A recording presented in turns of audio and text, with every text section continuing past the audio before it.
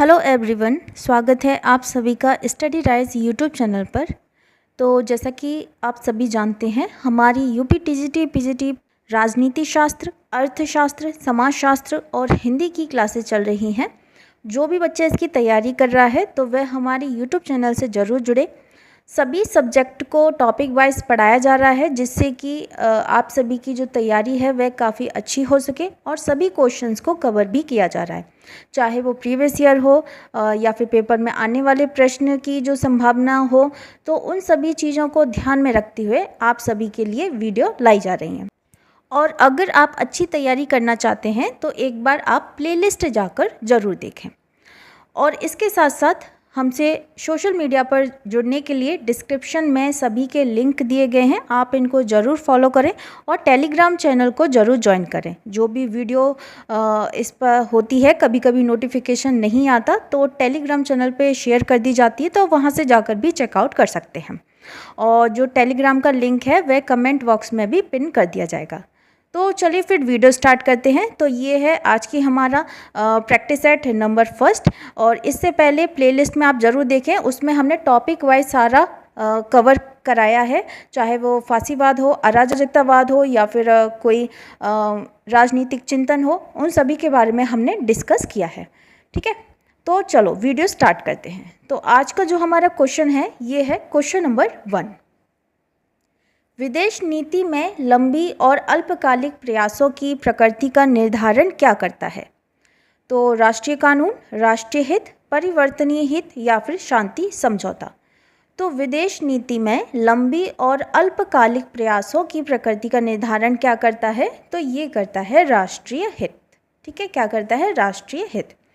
तो विदेश नीति में लंबी और अल्पकालिक प्रयासों की प्रकृति का निर्धारण कौन करता है? राष्ट्रीय हित करता है। राष्ट्रीय हित का अभिप्राय उन मूल्यों से होता है जो कि राष्ट्र एक दूसरे के संबंध में सुरक्षित करना चाहते हैं। राष्ट्रीय हित किसी भी देश की विदेश नीति और अंतर्राष्ट्रीय संबंधों का एक केंद्र बिंदु होता है। इसलिए किसी देश में सरकारें बदलने के उपरांत भी विदेश नीति में आमूल चूक परिवर्तन नहीं दिखता। सरकार चाहे कितनी बदल जाए, लेकिन जो विदेश नीति होती है उसमें आमूल चूक परिवर्तन भी नहीं दिखाई देता। तो इसमें जो राइट आंसर है ये हो जाएगा ऑप्शन नंबर 2। अगले प्रश्न की ओर बढ़ते हैं। ये है question number 2। The cold war retrospect and prospect के लेखक कौन है? तो इम्पॉर्टेंट क्वेश्चन है, बुक्स के बारे में बहुत पूछा जाता है। तो पॉल सीवरी हैं, फ्रेडरिक एल सुमेन है, फ्लोरेंस एलियट है या फिर खुश्चेव है। तो the cold war retrospect and prospect, इसके जो लेखक हैं ये हैं option number 2, Frederick L Schuman. कौन है? Frederick L Schuman. तो जो फ्रेडरिक एल सुमेन है, इनकी पुस्तक का क्या नाम है? The cold war retrospect and prospect. अब इन्होंने इस पुस्तक में क्या बताया है? तो इन्होंने इस पुस्तक में द्वितीय विश्व युद्ध यानी कि सेकेंड वर्ल्ड वॉर के बाद के काल में जो संयुक्त राज्य अमेरिका है और जो सोवियत रूस है, उनके बीच उत्पन्न तनाव की स्थिति का वर्णन किया है।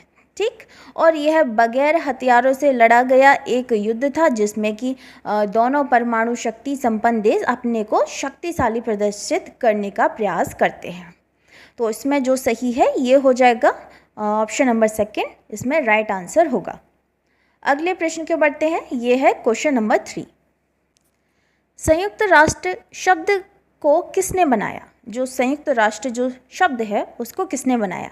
रूजवेल्ट ने, नेहरू ने, चर्चिल ने या फिर स्टालिन ने? तो इसको बनाया है, ये बनाया है रूजवेल्ट ने बनाया है।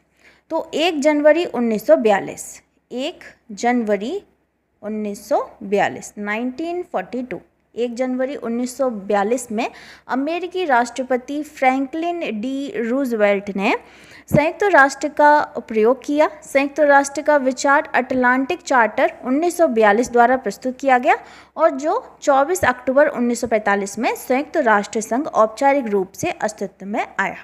और अगर संयुक्त राष्ट्र संघ का मुख्यालय पूछा जाए तो वह कहाँ पर है? तो ये है न्यूयॉर्क में। हेडक्वार्टर कहाँ पर है? तो ये कहाँ पर है? न्यूयॉर्क में है।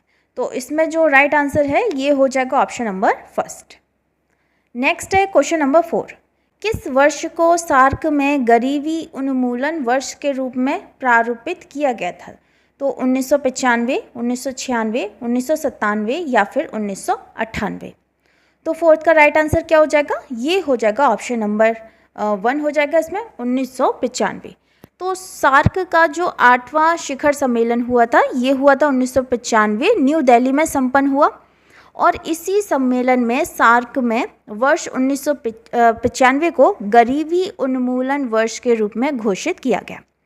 सार्क क्या है? ये दक्षिण एशिया का एक क्षेत्रीय सहयोग संगठन है जिसमें कि पाकिस्तान, भारत, बांग्लादेश, नेपाल, भूटान, श्रीलंका, मालदीव, अफगानिस्तान ये सभी शामिल हैं। और अगर इसकी स्थापना की बात की जाए, सार्क की स्थापना ये कब हुई थी? तो ये हुई थी 8 दिसंबर 1985 को, ठीक है। और इसका हेड क्वार्टर है यानी कि मुख्यालय है, तो ये है नेपाल की राजधानी काठमांडू में। कहाँ पर है? नेपाल की राजधानी काठमांडू में। तो इसमें जो राइट आंसर है ये हो जाएगा ऑप्शन नंबर फर्स्ट, इसमें सही हो जाएगा 1995। नेक्स्ट क्वेश्चन की बढ़ते हैं, क्वेश्चन नंबर 5। वर्तमान दशकों में चीन की विदेश नीति का केंद्रीय मार्गदर्शक सिद्धांत कौन सा रहा है? तो उदार दर्शन है, कम्युनिस्ट दर्शन है, धर्म दर्शन है या फिर लोकतांत्रिक दर्शन है? तो वर्तमान में दशकों में चीन की विदेश नीति का केंद्रीय मार्गदर्शक सिद्धांत कौन सा रहा? तो ये रहा ऑप्शन नंबर 2, कम्युनिस्ट दर्शन। तो वर्तमान दशकों में चीन की विदेश नीति का केंद्रीय मार्गदर्शक सिद्धांत यानी कि कम्युनिस्ट दर्शन या मायोवाद है। चीन ने अपने विदेश नीति में वर्ग संघर्ष के स्थान पर क्या किया है? समाजवादी अर्थव्यवस्था को आत्मनिर्भर व उदारीकृत बनाने पर बल दिया। और चीनी जनवादी गणराज्य ने जिया ओपिंग की वकालत में राजनीतिक और आर्थिक सुधारों की एक श्रृंखला भी आरंभ की। तो इसमें जो सही है ये हो जाएगा ऑप्शन नंबर 2। नेक्स्ट है क्वेश्चन नंबर 6। और जो भी बच्चा चैनल पर पहली बार आया है तो चैनल को ज़रूर सब्सक्राइब कर लें और साथ ही साथ बेल आइकन को भी प्रेस कर लें। जब भी वीडियो अपलोड होगी तो आपके पास नोटिफिकेशन आ जाएगा, ठीक है। अच्छा, नेक्स्ट क्वेश्चन की बढ़ते हैं, क्वेश्चन नंबर 6। प्रशासन का बुनियादी और आवश्यक तत्व कौन सा है? बजट है, प्रशासनिक कानून है, संगठन है या फिर अनुशासन है? तो प्रशासन का बुनियादी और आवश्यक तत्व कौन सा है? तो ये है ऑप्शन नंबर 3, संगठन। क्या है? संगठन है। तो प्रशासन का बुनियादी और आवश्यक तत्व संगठन है। प्रशासन में संगठन आवश्यक है, बिना संगठन के प्रशासन संभव नहीं हो सकता, क्योंकि प्रशासन का लाभ सभी लोगों तक पहुंचाने का कार्य एक मजबूत संगठन के द्वारा ही सुनिश्चित हो सकता है। तो इसमें क्या हो जाएगा? ऑप्शन नंबर 3 इसमें राइट आंसर होगा। नेक्स्ट है question number 7। Stephen P Robbins के अनुसार संप्रेषण के 3 प्रकार के अवरोधों में शामिल नहीं हैं। तो शारीरिक, व्यक्तिगत, तकनीकी या फिर भाषा संबंधी। तो स्टीफन पी रॉबिन्स के अनुसार संप्रेषण के 3 प्रकार के अवरोधों में शामिल नहीं है। तो कौन सा नहीं है? तो ये है ऑप्शन नंबर 3, तकनीकी। कौन सा है? ऑप्शन नंबर 3, तकनीकी। तो संप्रेषण के द्वारा एक व्यक्ति दूसरे व्यक्ति को, एक समूह दूसरे समूह को और एक विभाग दूसरे विभाग को या एक संगठन बाहरी पक्षकारों के विचारों, सूचनाओं, भावनाओं व दृष्टिकोण का आदान प्रदान करता है, ठीक है। अर्थात संप्रेषण क्या है? संपर्क स्थापित करने का एक माध्यम है। जैसे एक विभाग में दूसरे विभाग से संपर्क है ना, एक समूह से दूसरे समूह में संपर्क है, या फिर एक व्यक्ति से दूसरे व्यक्ति।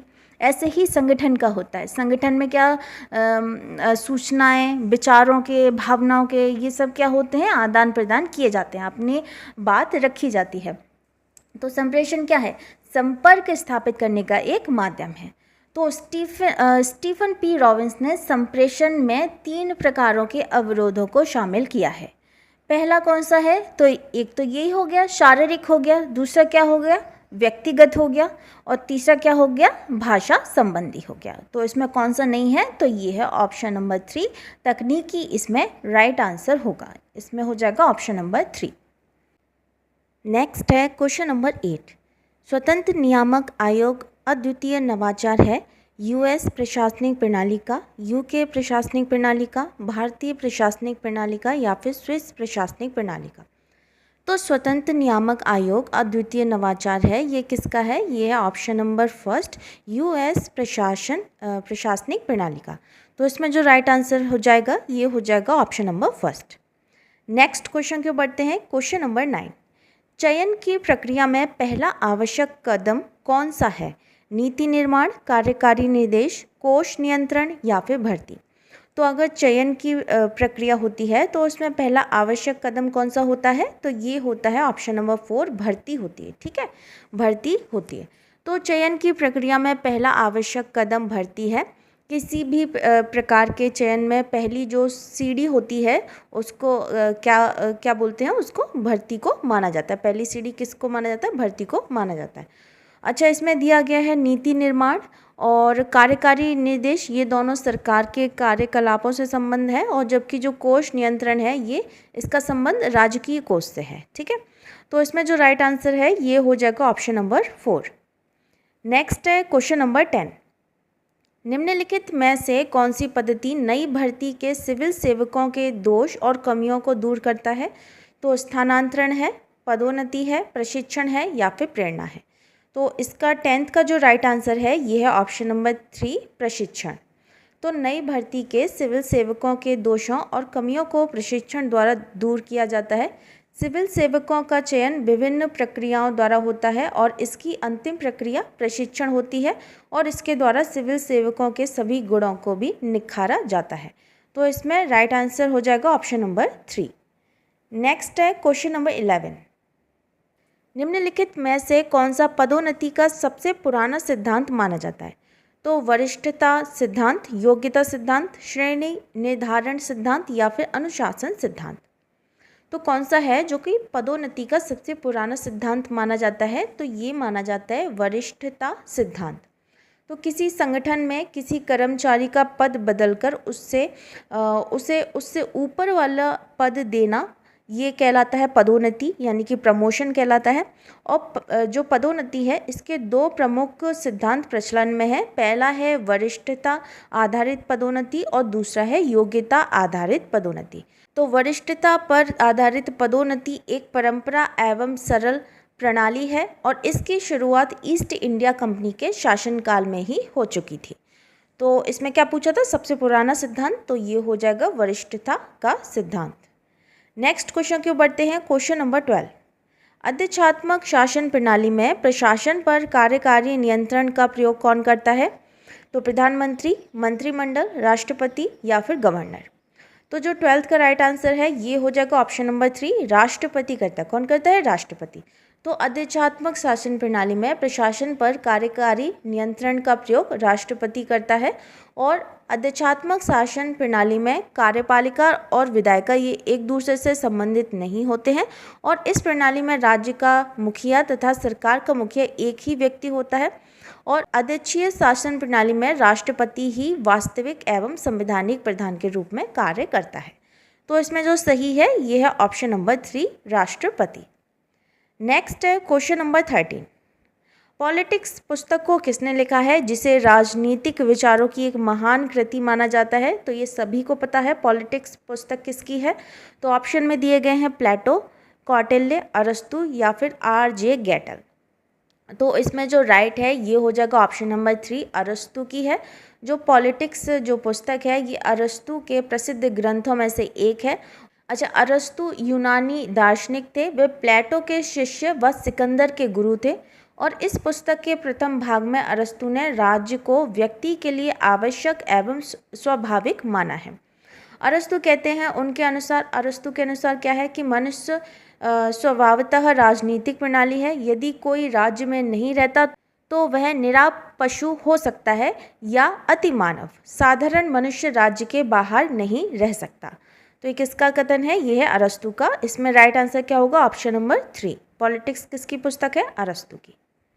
नेक्स्ट है क्वेश्चन नंबर 14, राज्य का आत्म तत्व किसे माना जाता है? भूभाग, जनसंख्या, सरकार या फिर संप्रभुता।